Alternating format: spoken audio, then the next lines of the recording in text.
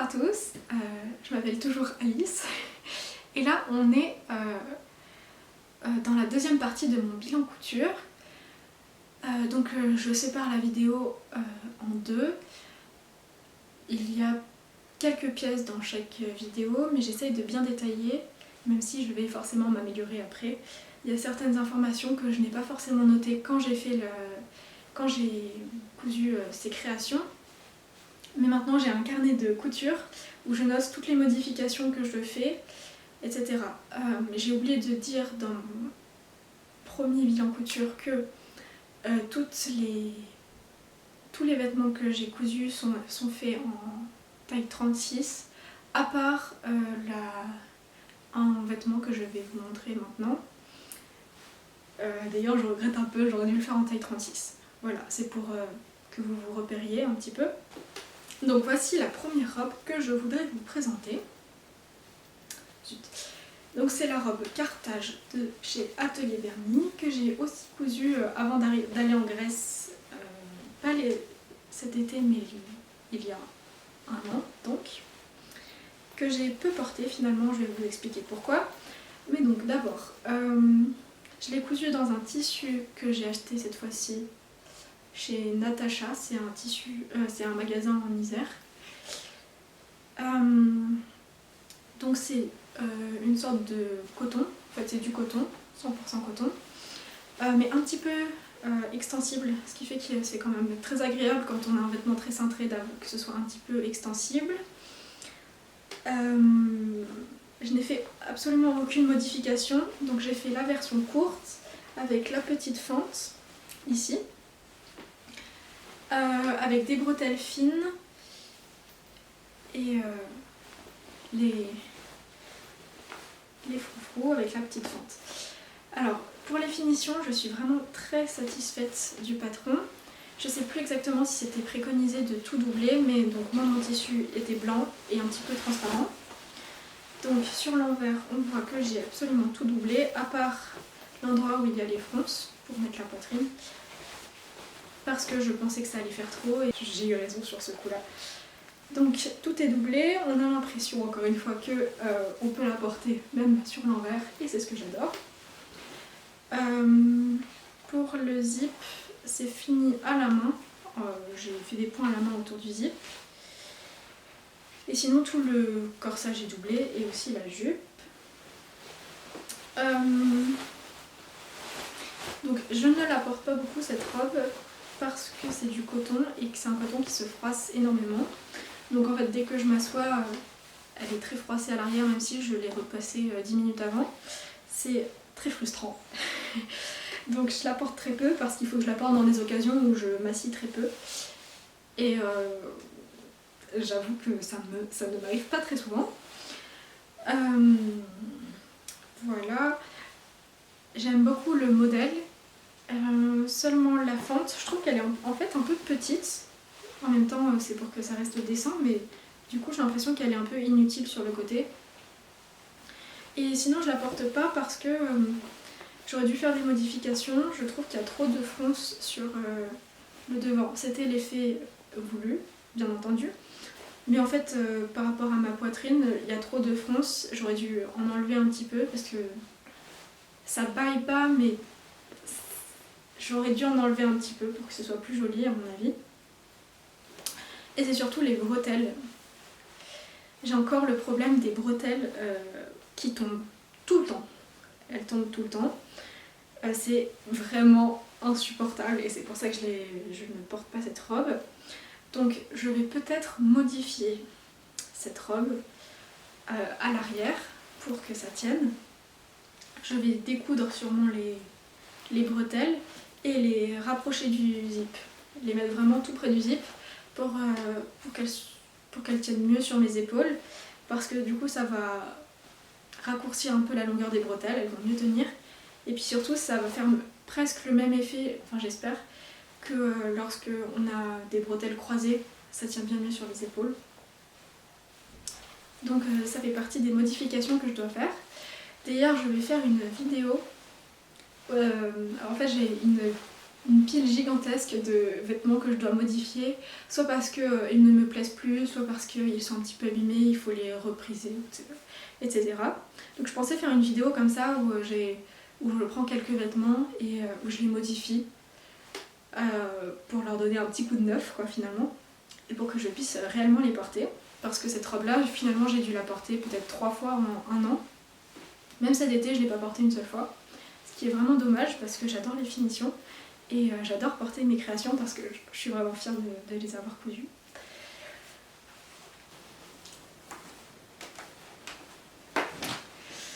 Donc, pour cette robe, on remonte un peu dans le temps. J'ai dû la faire il y a 4 ans. La coudre il y a 4 ans. C'était ma première robe avec un patron que j'avais trouvé sur internet. Donc c'est un patron de la marque Fibre Mood, c'est les patrons gratuits. C'est la Ginger Dress de Fibre Mood. Donc c'était ma première robe avec un patron parce qu'avant en fait j'utilisais des vêtements que j'avais déjà et je les modifiais. Par exemple je prenais deux robes, une dont j'aimais bien le haut et une dont j'aimais bien la jupe et je les assemblais comme ça. Donc là je m'étais lancée avec un vrai patron, si je puis dire. Que dire alors les explications du patron sont très très succinctes. Heureusement j'avais déjà cousu avant et j'avais aussi regardé beaucoup de vidéos YouTube qui parlaient pas forcément de cette robe, je la vois pas beaucoup. Donc en fait j'ai pas fait la version comme il le préconisait. Tout simplement, alors il préconisait de mettre un lacet au niveau de la manche pour la fermer et que ça fasse une manche ballon un peu, vous voyez. Et en fait j'ai préféré faire une manche papillon comme ça. Et j'ai aussi dû modifier tout le buste parce qu'elle n'était pas assez cintrée à mon goût. Donc j'ai dû resserrer les pinces, etc. Donc en fait au final c'est pas vraiment la Ginger Dress originale, mais elle est très belle. Donc le tissu je l'ai récupéré encore une fois chez ma tante. C'est un tissu assez ancien honnêtement, qui date peut-être des années 50. C'est encore un coton très doux, mais alors ce coton là ne se froisse absolument pas. Là par exemple je n'ai pas eu besoin de la repasser avant de vous la présenter. Donc en fait comme elle est près du corps, même si on voit quelques petits plis là, une fois portée on ne voit plus aucun pli. Dans le dos il y a un grand zip qui va presque jusqu'en bas. Et alors la petite particularité de cette robe, c'est qu'elle est donc entièrement doublée et j'ai décidé de la doubler entièrement avec le même tissu. Et j'ai fait attention à ce que, comme c'est un tissu assez transparent finalement, j'ai fait attention à ce que les lignes, donc là peut-être que vous le verrez, là on voit des lignes en fait du tissu à carreaux de tous les côtés. Et en fait c'est le tissu de la doublure qui se voit en transparence et je trouvais que ça faisait un effet sympa. Parce que donc on voit les carrés foncés, mais on voit aussi les carrés en transparence. Donc j'aimais beaucoup cette idée. Je me suis beaucoup embêtée à faire des raccords pour les carreaux au niveau des pinces pour que quand je la porte ça ait un effet un peu corsé et que les carreaux soient bien positionnés et bien alignés sur toutes les lignes horizontales. Donc là par exemple on a une pince et on voit que les lignes sont alignées justement. Dans le dos c'est mon petit couac. J'ai pas réussi à faire les raccords. Au niveau du zip, on voit qu'il y a un décalage pour toutes les lignes horizontales.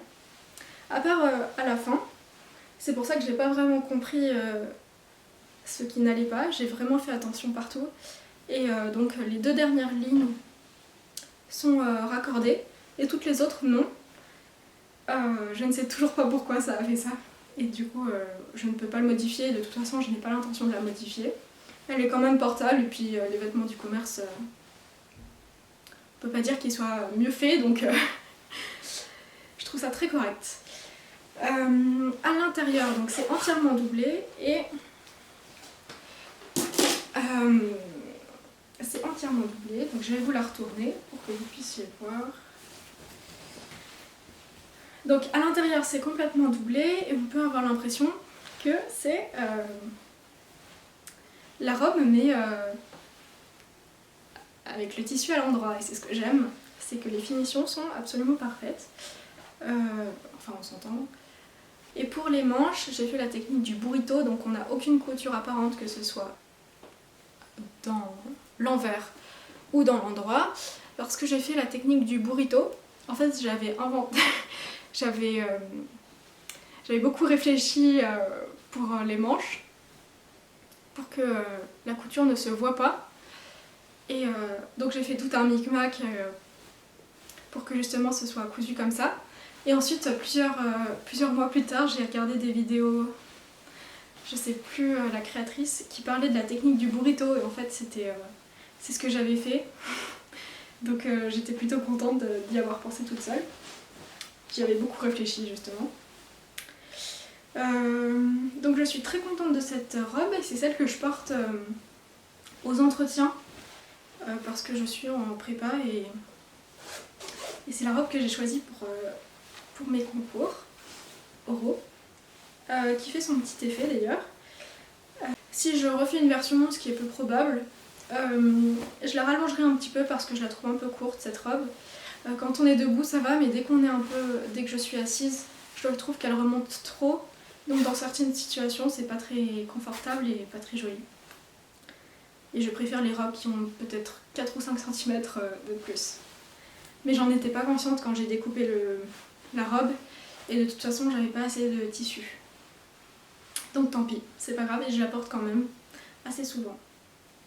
Prochaine robe, ou prochain projet, je vais vous montrer plutôt un short. En fait j'ai fait principalement, ces dernières années j'ai cousu principalement des robes, parce que j'adore ça, et j'en porte vraiment souvent. Mais de plus en plus j'ai envie de porter de coudre surtout des pantalons ou des shorts. Alors des shorts j'en porte pas très souvent, mais celui-ci vous allez voir c'est plutôt un short pour l'hiver à porter avec des collants. Donc ça j'aime bien. Pour l'été je préfère porter seulement des jupes ou des robes. J'aime pas trop les shorts. En fait pour cet hiver par exemple j'ai envie de me coudre un pantalon en laine. Et ça fera l'objet d'une autre vidéo où je vous parlerai de mes projets couture pour l'hiver. Donc prochain projet. Donc le prochain projet c'est le pantalon Éphèse. Enfin c'est un short dans un lainage que ma grand-mère m'avait passé. Et j'ai vu vraiment exactement assez de tissu pour faire ce short, mais j'en avais pas plus. Enfin j'ai vraiment tout utilisé, il me restait des toutes petites chutes de tissu. Donc c'est un lainage avec des carreaux rouges sur un fond bleu foncé, bleu marine, que je trouve très joli. En fait ça fait plusieurs années qu'il était dans mon placard et j'avais aucune idée de quoi faire avec. Et puis j'ai eu envie de me coudre un pantalon avec des jambes plutôt larges, du style palazzo, pour l'été. Un pantalon très coloré avec un tissu rose vraiment flashy. Donc j'avais décidé d'acheter le patron Éphèse, du pantalon Éphèse de Hélène Paris. Et donc il fallait bien faire une toile, et en ce moment je suis plutôt partante pour faire des toiles portables. Donc en fait c'est une toile, ce short, dans ce lainage, parce que c'était ce que j'avais. Et j'en suis vraiment très très contente. C'est la pièce que j'ai cousue que je porte le plus finalement. Cet été je suis partie un mois en Irlande et vraiment je l'ai porté toutes les semaines, plusieurs fois. J'adorais, on peut le mettre avec beaucoup de choses, avec un petit pull fin rentré dans le short ou un chemisier. Et j'adore le rouge, donc j'ai des petits pulls rouges qui vont bien avec. C'est ma couleur préférée.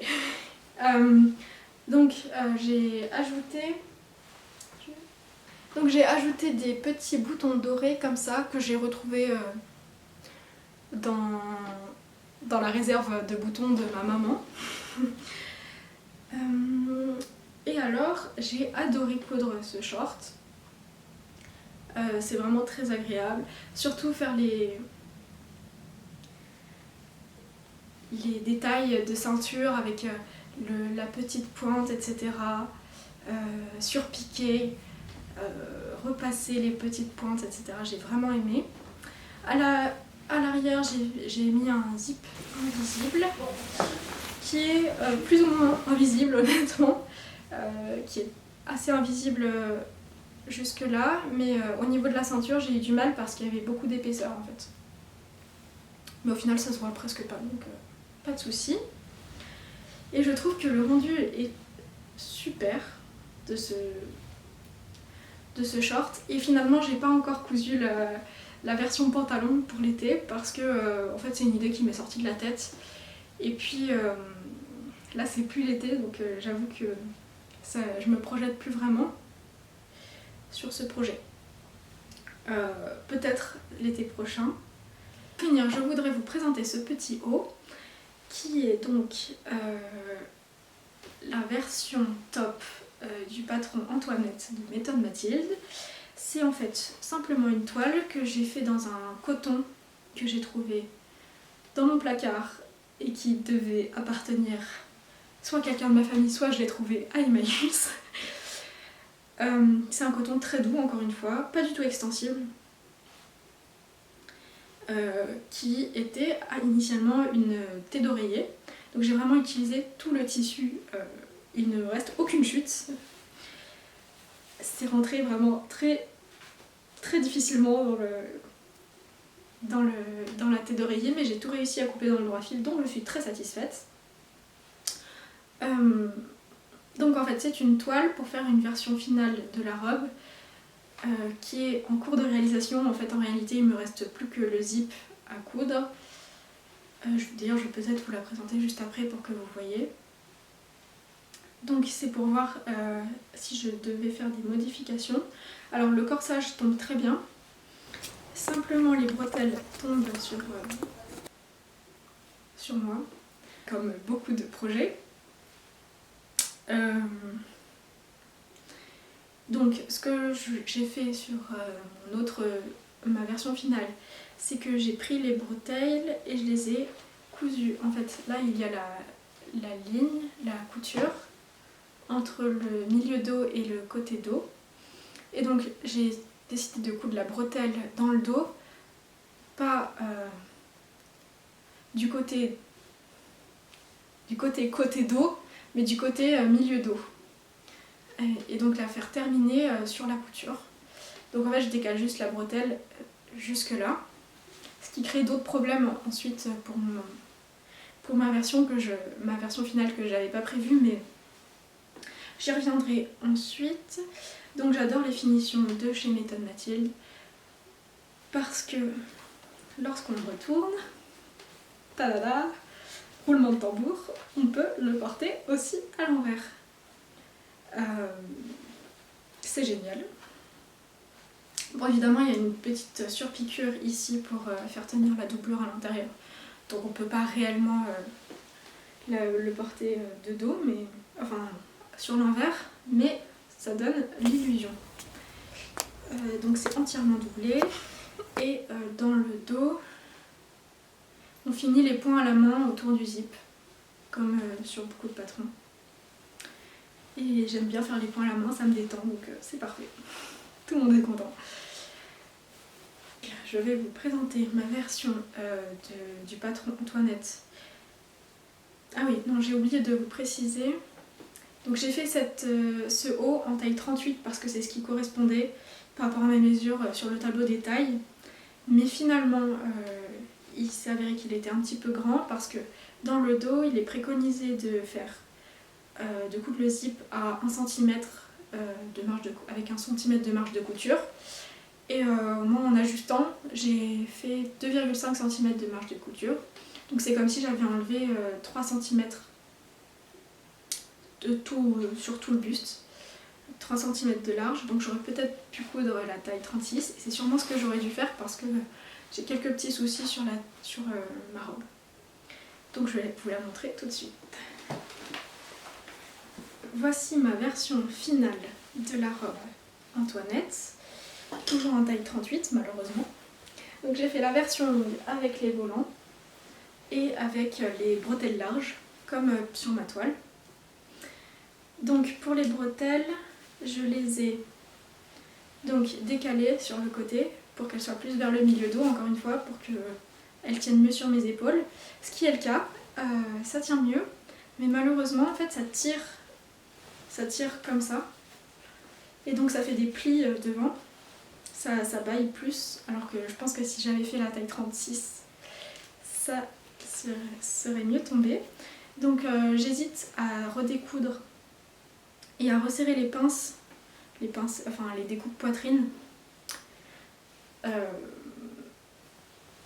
Mais j'hésite encore parce que elle est presque finie et que c'est dommage de tout découdre. Mais bon, parfois il le faut bien. Donc voilà la robe avec le volant et je la trouve très chic au porté. Je l'aurai sûrement finie, donc je pourrai vous insérer des vidéos portées. Donc dans le dos il me reste le zip invisible à coudre que j'ai acheté hier, donc je vais le faire cet après-midi. Et il me reste également la doublure à coudre à la main au reste. J'ai tout surjeté sinon. Et donc voilà, si je modifie cette robe pour qu'il y ait moins de matière sur le devant, il faudrait que je découse tout ça et que je recouse de chaque côté de la robe pour ensuite refermer le corsage. Et ça fait beaucoup de travail. Donc en fait ce que je vais faire, c'est que je vais d'abord coudre le zip et voir si ça change quelque chose, et peut-être que j'avais mal positionné mes épingles quand j'ai essayé la robe sans le zip. Et si j'ai toujours ce problème, j'aurai pas le choix de redécoudre. Ou alors on m'a dit de faire des petits plis et de les coudre un peu comme ça sur le devant. Mais je ne suis pas sûre d'être convaincue. Donc ça reste à voir. De toute façon vous verrez dans la vidéo portée. Voilà, il me reste des petits fils à couper ou des choses, des petits restes de surjet, mais on avance bien. Voilà, donc c'est la fin de cette deuxième partie de mon bilan couture. Alors j'ai quelques idées pour mes prochaines vidéos. Donc comme je vous ai dit dans la première partie, j'aimerais bien faire une vidéo sur mes projets de couture d'automne et d'hiver. Mais aussi j'aimerais bien vous présenter mes premières créations parce que je trouve ça toujours rigolo de voir quand on n'a pas vraiment toutes les bases. Enfin là je suis très loin d'être une experte, mais quand on sait faire juste un point droit et qu'on essaye de faire des vêtements, je trouve ça très rigolo. Donc je voulais vous montrer mes premières créations, comme par exemple cette robe en patchwork que j'avais fait aussi pendant le confinement. Et je voulais vous expliquer aussi pourquoi je les porte ou pourquoi je ne les porte plus, et les modifier. Et donc faire aussi une autre vidéo où je vous montre des vêtements que je vais modifier, et il y aura sûrement beaucoup de mes créations là-dedans parce qu'en fait, comme je disais dans le premier bilan couture, avant je faisais mes vêtements, je cousais mes vêtements à partir de vêtements que j'avais déjà et je créais mes propres patrons en suivant les lignes de couture, etc. Donc parfois c'était précis et parfois moins, et c'est ça qui est rigolo. Et j'ai aussi cousu des choses étonnantes. J'ai fait un petit haut avec un chemin de table. Enfin, j'ai plein de choses à vous montrer. Donc voilà, et si vous avez d'autres idées de vidéos, je serai ravie.